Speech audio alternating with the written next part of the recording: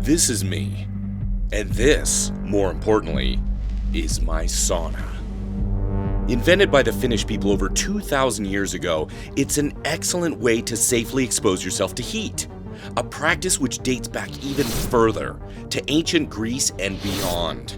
Extolled for its many health benefits, heat exposure has become increasingly popular.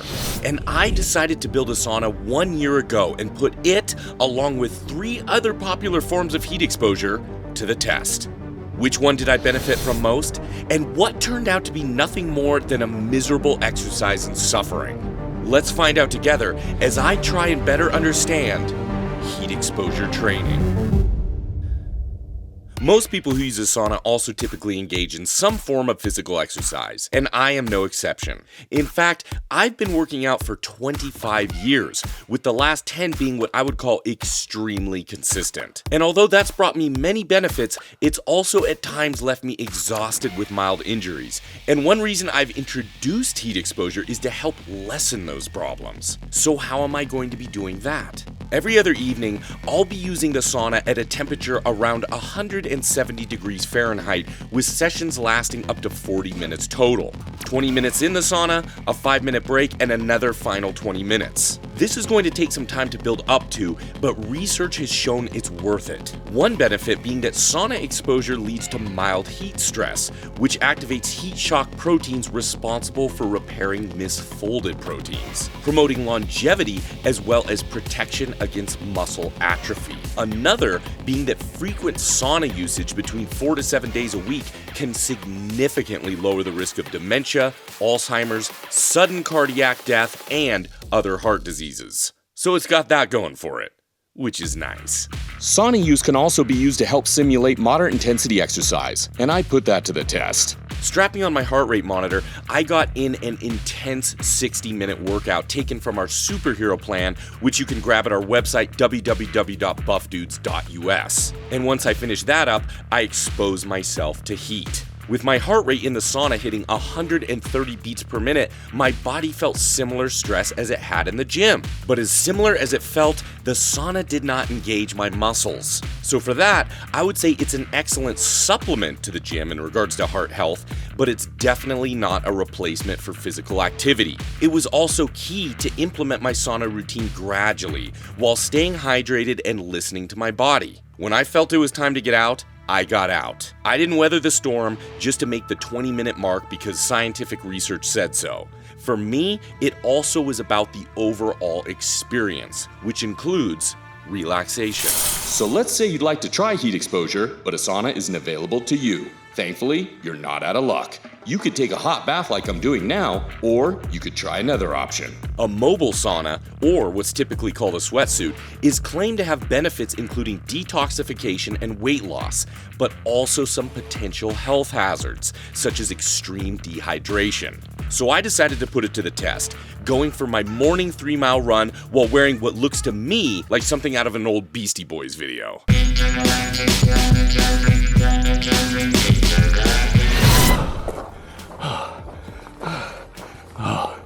There we go. 30 minutes, 3 miles. I'll wrap that thing up. I'm drenched in sweat. Now, the sauna suit is an excellent way if you're a boxer, if you're a martial artist, if you're a wrestler, if you need to cut weight rapidly. This is one way of doing it. But if you're looking to lose weight permanently, unfortunately, you're just gonna be losing a lot of water weight and you're gonna gain it right back on the first big glass of water you have, or maybe the cheeseburger that you think you deserve. So as a long-term form of heat exposure, I'm giving this one a thumbs down. It was just absolutely miserable. Heat exposure has been used for much more than just physical benefits, and sweat lodges, one of the oldest forms of heat exposure, was less a reason to ease aching muscles after a tough workout and more of a mental relaxation aid. A chance to hang out with friends and family, and for some, it even became a spiritual experience. So with that knowledge, I took a weekend to hang out with my dad and brother and build ourselves a DIY sweat lodge in order to see those benefits firsthand for ourselves.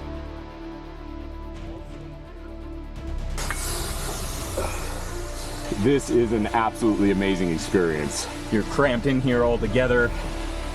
It's a bonding experience. You're hot. You find out if you really like each other. This is wild how well this works. I think it has a lot of medicinal benefits too, because the river water is from nature. Has a lot of fish excrement and things like that. Are you becoming one with nature? You're breathing in all of nature's excrement. Are you ready? We did the heat exposure, and now it's time for the cold plunge.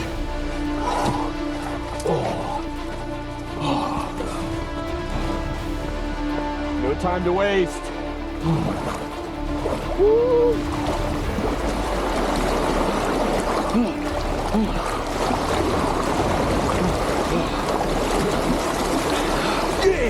This is a communal experience. This is a family experience. It's a bonding experience.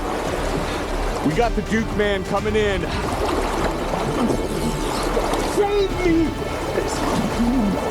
Yeah! Oh shit, I've just lost my glasses. That was nature taking them away. The sweat lodge, it healed his vision, man. I can see! I can see! Healed him! That was the sacrifice the sweat lodge gods.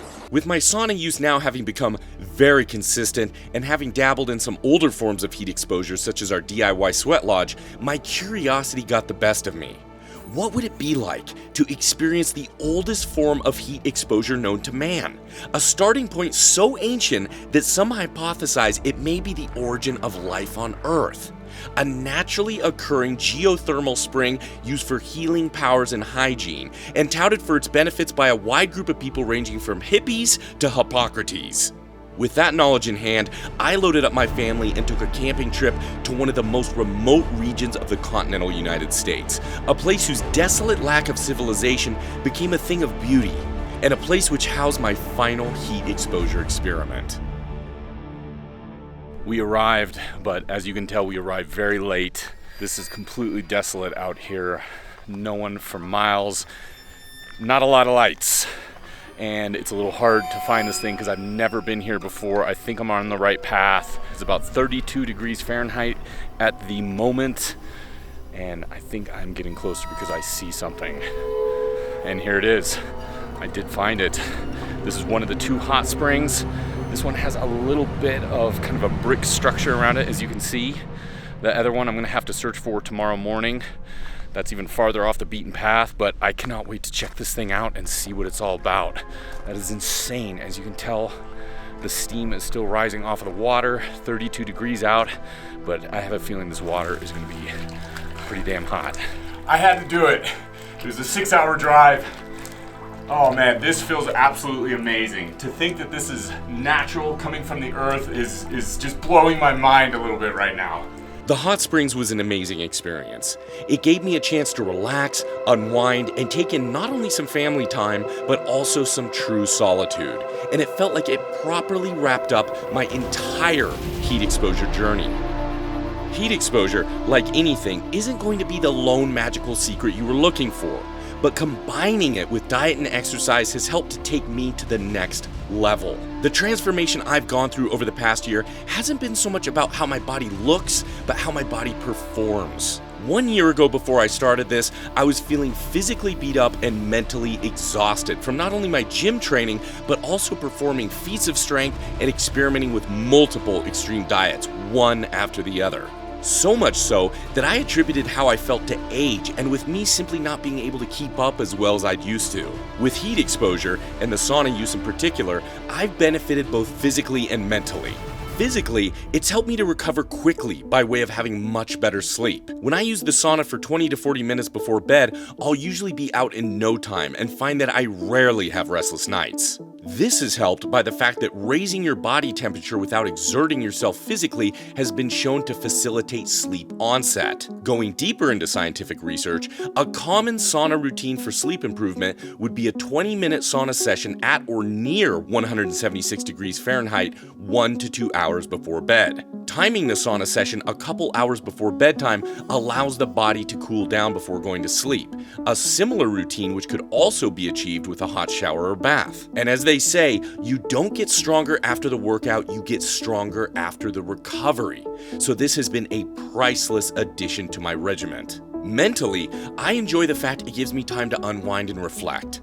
A rule I've made and kept over the past year was that no technology is allowed during my sauna use. Other than shooting footage for this video, I've kept true to my word, and it's been an amazing way to not only step away from a screen, but also get away from the noise of modern life in general. You're alone with nothing but your thoughts, and although for some that sounds kind of scary, I found great benefits from not drowning out mine by way of music, television, or spending 45 minutes on my phone mindlessly scrolling deeper into the social media abyss. Heat exposure, with sauna use in particular, will continue to be a mainstay of my training and relaxation routine, and my goal for next year is switching it up once again. Using the sauna just 1 day a week with 2 30-minute sessions in the morning and 2 30-minute sessions in the evening for a total of 2 hours. A method which is purported to increase natural growth hormone by up to 16 times. Will it work? Join me this time next year for the follow-up video, Heat Exposure Growth Hormone. And until then, stay buff.